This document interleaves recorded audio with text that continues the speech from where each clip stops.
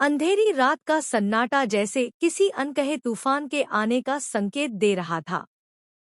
चारों ओर फैली खामोशी के बीच सिर्फ एक पुरानी, जर्जर बिल्डिंग की दीवारों से टकराकर आती हवा की सीटी गूंज रही थी।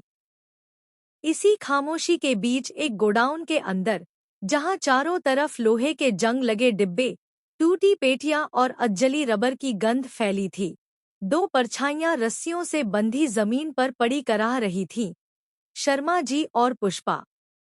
बाहर से देखने वालों को लगता कि यहाँ मौत का मंडप सजा है और इसके पुजारी कोई और नहीं बल्कि कुख्यात रघुपति था, जिसके चेहरे पर आज एक खतरनाक क्रूरता तैर रही थी।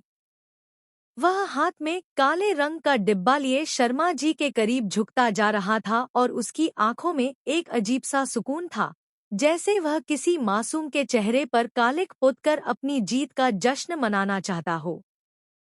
लेकिन रघुपति ये नहीं जानता था कि जिस औरत को उसने हाथ लगाया है वो कोई आम स्त्री नहीं, बल्कि भीतर छुपे ज्वालामुखी को दबाकर बैठी हुई वो शक्ति है, जो फट गई तो उसका तांडव देखने का हौसला उसके जैसे 100 गुंडों में भी नहीं है। जैसे ही रघुपति ने डिब्बे का ढक्कन खोला, पुष्पा के भीतर कुछ टूट गया।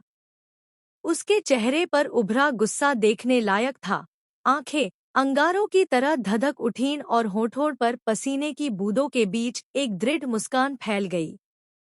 पल भर में उसने अपने हाथों की रस्सी को जोर से खींचा और वह फटती हुई टूट गई। रघुपति संभल पाता, इससे पहले ही पुष्पा चीते की रफ्तार से उछली और उसने एक ही वार में रघुपति की कलाई मरोड़कर उसे जमीन पर गिरा दिया।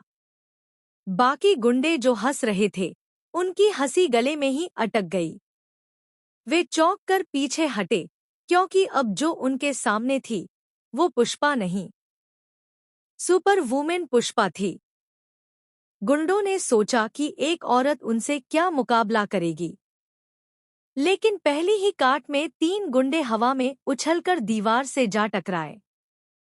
चौथा जब आगे आया तो उसके पेट में ऐसे मुक्का पड़ा कि उसका सांस तक अटक गया। 5वां भागने लगा, मगर पुष्पा ने उसकी गर्दन पकड़कर उसे उसी डिब्बों के ढेर पर फेंक दिया, जहां से उठने का उसका मन भी नहीं किया। रघुपति डर के मारे खड़ा भी नहीं हो पा रहा था, उसके पैरों में कंपन था। और तभी पुष्पा ने उसकी तरफ बढ़ते हुए कहा, मेरे परिवार को छूने की गलती जिंदगी में एक बार ही ठीक है, दूसरी बार करने की हिम्मत मत करना, वरना खुद का